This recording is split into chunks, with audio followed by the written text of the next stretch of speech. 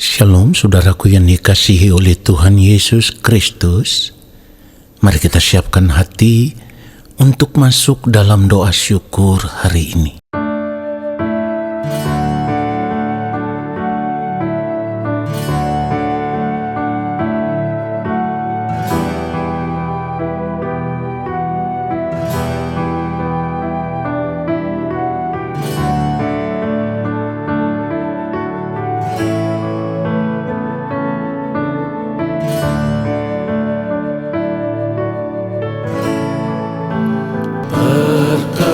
Perkenankan hamba-Mu, ya Bapa,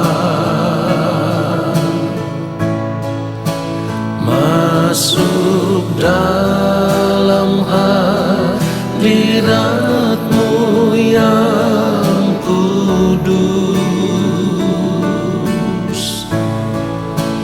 Perkenankan hamba-Mu, ya Yesus, sujud menyembah dalam kekudusan.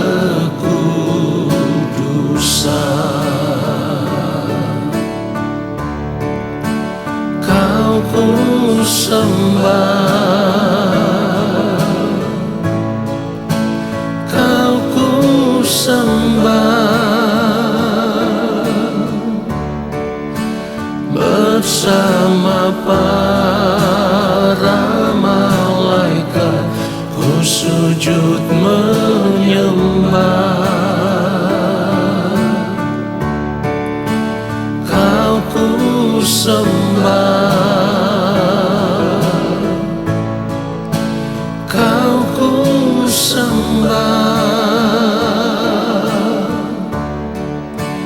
bersama para malaikat ku sujud menyembah. Kau ku sembah, Kau ku sembah, bersama para malaikat ku sujud menyembah. Kau ku sembah, Kau ku sembah, bersama para malaikat ku sujud menyembah. Bersama para malaikat ku sujud menyembah. Sujud menyembah.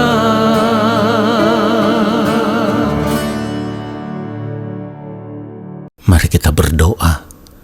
Bapa yang Maha Kudus, Allah yang Maha Mulia, kembali kami ada di hadapan Bapa. Kami mau menanti-nantikan firman-Mu, sebab kami memerlukan firman-Mu ya Tuhan. Hamba-Mu ini hanyalah alat. Sampaikanlah apa yang menjadi isi hati Bapa kepada kami, supaya setiap kebenaran firman yang hamba sampaikan, itulah yang memberkati setiap kami yang mendengarkan. Ya Bapa, kami mau hidup benar di hadapan-Mu di sepanjang umur hidup kami. Di dalam nama Tuhan Yesus Kristus, kami berdoa dan kami siapkan hati untuk menerima firman Tuhan saat ini. Amin.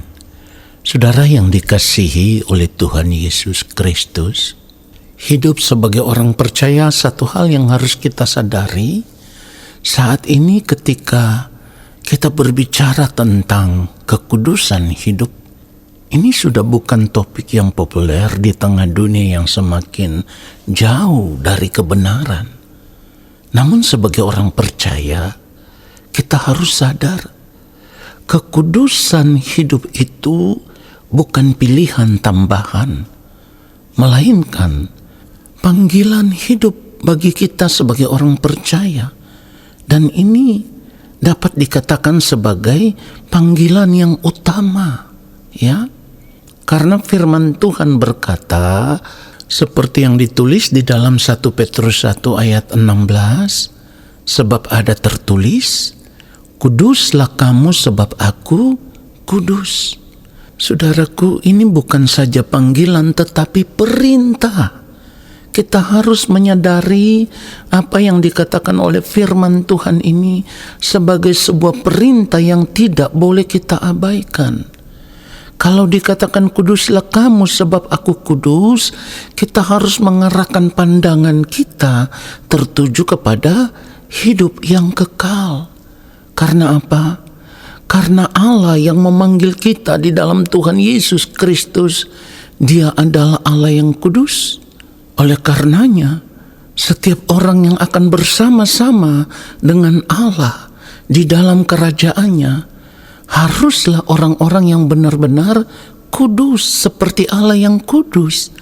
Jadi kalau firman Tuhan katakan bahwa kuduslah kamu sebab aku kudus, maka kita harus melihat kekudusan hidup sebagai standar kehidupan yang harus kita capai sebagai orang percaya.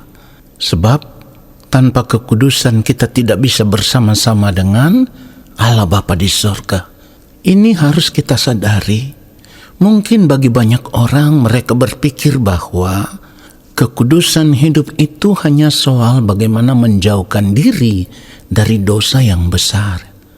Tetapi sebagai orang percaya yang mau hidup benar di hadapan Tuhan, kita harus sadari kekudusan hidup itu bukan semata-mata bagaimana kita bisa menjauhkan diri dari dosa yang besar. Karena kekudusan hidup itu mencakup seluruh aspek kehidupan, pikiran, perkataan, sikap hati, tindakan, perbuatan, ya, keputusan kita di dalam sepanjang hari-hari hidup kita. Semuanya itu harus tepat, sesuai dengan pikiran dan perasaan Allah. Barulah hidup kita bisa dipandang benar-benar kudus di hadapan Allah.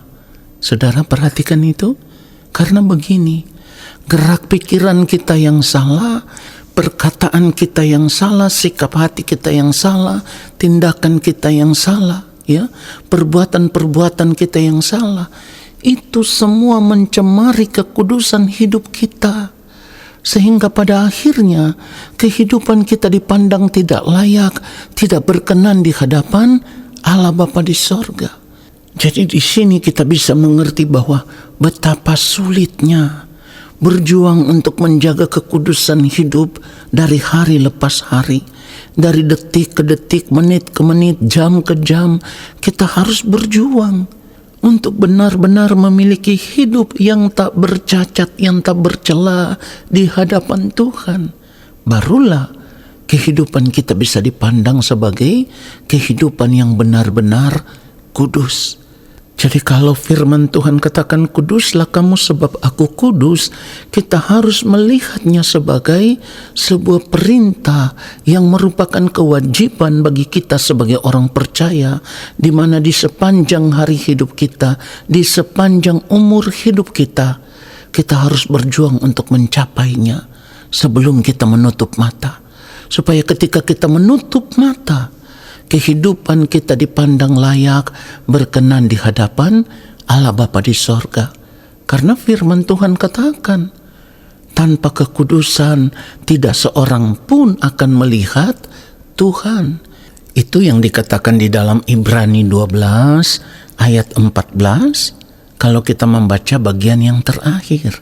Sebab tanpa kekudusan tidak seorang pun akan melihat Tuhan. Jadi di sini kita harus sadar, kekudusan hidup itu adalah kesediaan kita untuk menjaga hidup tetap berkenan di hadapan Tuhan, sekalipun orang tidak melihatnya. Kenapa saya katakan sekalipun orang tidak melihatnya? Karena begini, pikiran kita yang salah itu sudah membuat kehidupan kita tidak kudus di hadapan Allah. Saudaraku, kita harus sadar pikiran kita yang salah itu kan tidak dilihat oleh orang lain. Tetapi mata Tuhan melihat dari sorga. Apakah kita hidup benar di hadapannya atau tidak? Jadi ini harus diperkarakan dengan sungguh-sungguh. Kalau kita tahu, kalau kita mengerti kebenaran seperti ini, kita baru bisa menyadari bahwa untuk masuk surga itu tidak gampang. Jadi sekalipun kita berada di dalam Kristus, ya, kita tahu di dalam Kristus kita menerima janji keselamatan, tetapi semuanya itu akan menjadi percuma ketika kita tidak hidup sesuai dengan apa yang firman Tuhan katakan.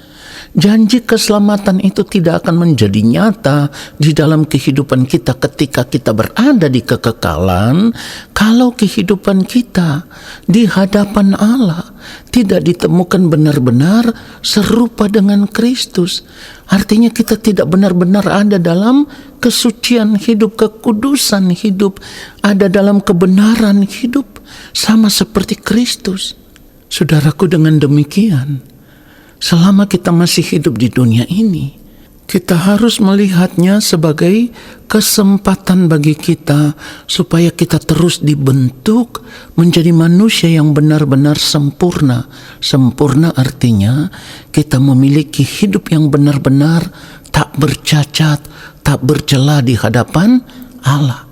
Hati kita benar-benar kudus, pikiran kita benar-benar kudus, perkataan kita benar-benar kudus. Seluruh aspek kehidupan kita harus ditemukan benar-benar berkenan di hadapan Bapa di sorga. Jadi sekarang kita harus sadar, hidup kudus itu adalah persiapan menuju kekekalan. Perhatikan itu, saya ulang sekali lagi, hidup kudus itu adalah persiapan menuju kekekalan. Supaya di kekekalan nanti ketika kita berdiri di hadapan Tuhan, kita dipandang layak dan kita diakui sebagai anak-anak Allah.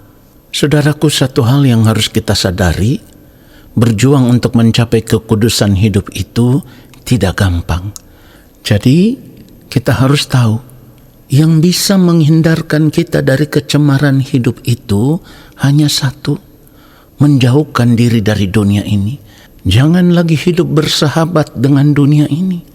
Kita tidak boleh lagi kompromi dengan kehidupan dunia. Kita harus benar-benar hidup melekat dengan Tuhan, supaya hati kita tidak lagi terikat dengan dunia. Lalu selama kita hidup, kita mengikatkan hati kita hanya dengan Tuhan saja. Supaya di sepanjang hari hidup kita, kerinduan hati kita hanya tertuju kepada kerajaan Allah Bapa di sorga. Dan setiap tindakan hidup kita selalu jaga, kita selalu perhatikan, supaya apa yang kita lakukan, semuanya itu memuliakan Allah Bapa di sorga. Jadi kita harus benar-benar menyadari kalau untuk menjaga kekudusan hidup itu tidak gampang, maka kita harus mengambil tindakan. Artinya kita harus menetapkan hati kita untuk hidup benar-benar tak bercacat, tak bercela di hadapan Allah. Kalau kita tidak menetapkan hati, ini sulit, saudaraku. Ingat, firman Tuhan katakan seperti yang ditulis di dalam 1 Tesalonika 4 ayat 7, dikatakan Allah memanggil kita bukan untuk melakukan apa yang cemar, melainkan apa yang kudus.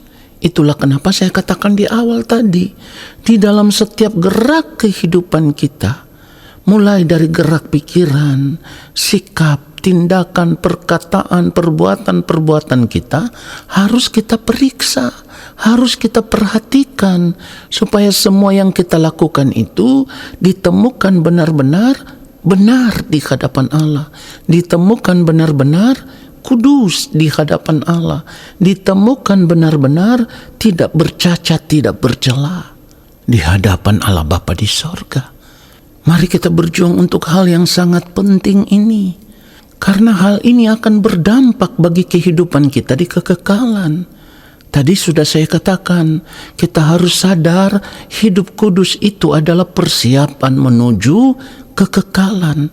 Maksudnya, supaya ketika kita berada di kekekalan, kehidupan kita ditemukan tak bercacat, tak bercela, berkenan di hadapan Allah Bapa di sorga, barulah kita bisa diterima di dalam kerajaan sorga. Tuhan Yesus memberkati kita semua. Amin. Mari kita berdoa. Terima kasih Bapa untuk kebenaran firman-Mu yang sungguh menyadarkan kami di sepanjang hari hidup kami, di sisa umur hidup kami mau berjuang untuk hidup benar, hidup kudus di hadapan Bapa, hidup tak bercacat, tak bercela, karena kami rindu Engkau mengenal kami sebagai anak-anak-Mu ya Allah. Kami bersyukur untuk firman-Mu dan kami percaya Engkau akan memberkati kami. Turunlah atas kehidupan kami segala berkat kasih karunia daripada Allah Bapa di sorga, rahmat cinta kasih dari Tuhan Yesus Kristus, di dalam persekutuan yang manis dengan Roh Allah yang kudus, menyertai langkah hidup kami dan memberkati kami sekarang dan sampai selama-lamanya. Amin. Saudara, terima kasih sudah mengikuti doa syukur hari ini. Tuhan Yesus memberkati kita semua. Shalom.